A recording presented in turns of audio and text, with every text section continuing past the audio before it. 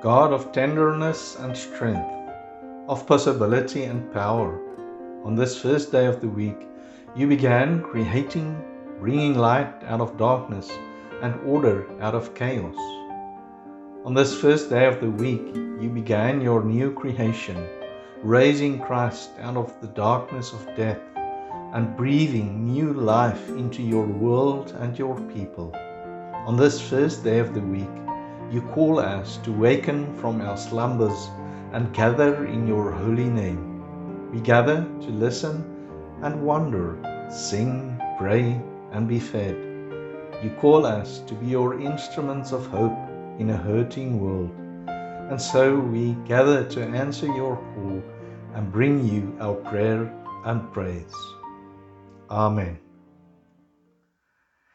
If I could turn back time, if I could find a way, I'd take back those words that have hurt you and you'd stay. These are the chorus of the song called If I Could Turn Back Time that became a hit for Cher in 1989. Have you ever wished that you could turn back time? I know that there are times when I wish that I could go back and do things differently, choose different words to speak, act in a different way, handle a relationship better. Sometimes we just want to do life differently. I think the wishing goes deeper than just doing differently. More than anything, we want to be different.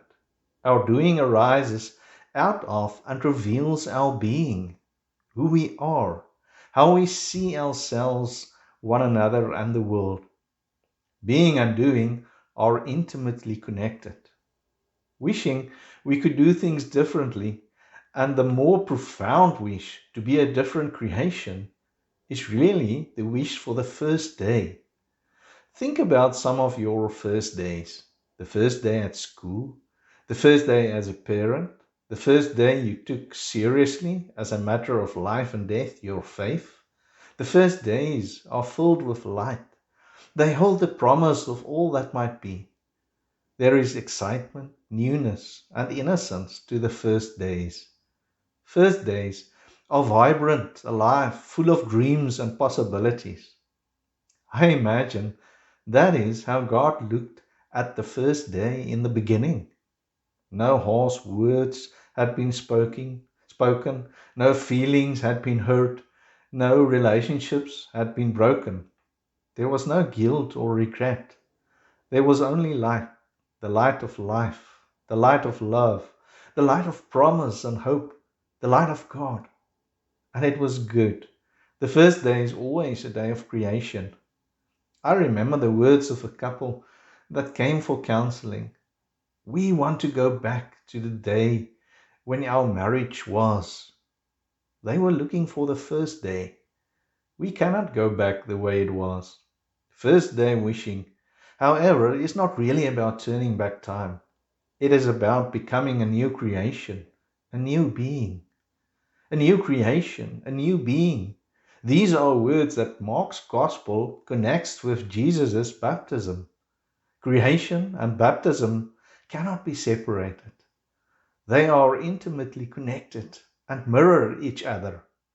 Listen to what Genesis says and how St. Mark describes Jesus' baptism. In the beginning, a wind or breath or spirit of God swept over the face of the waters. At Jesus' baptism, the spirit or breath or wind of God descended on Jesus as he is coming up out of the water. In the beginning, God said, "Let there be light." At Jesus' baptism, God said, "You are my Son, the Beloved." In the beginning, God saw that the light was good. At Jesus' baptism, God was well pleased. Creation and Jesus' baptism are God's gifts to humanity. Everything God does for humanity. Jesus did not need to be baptized. We needed him to be baptized. The baptismal water did not sanctify Jesus. He sanctified the baptismal water.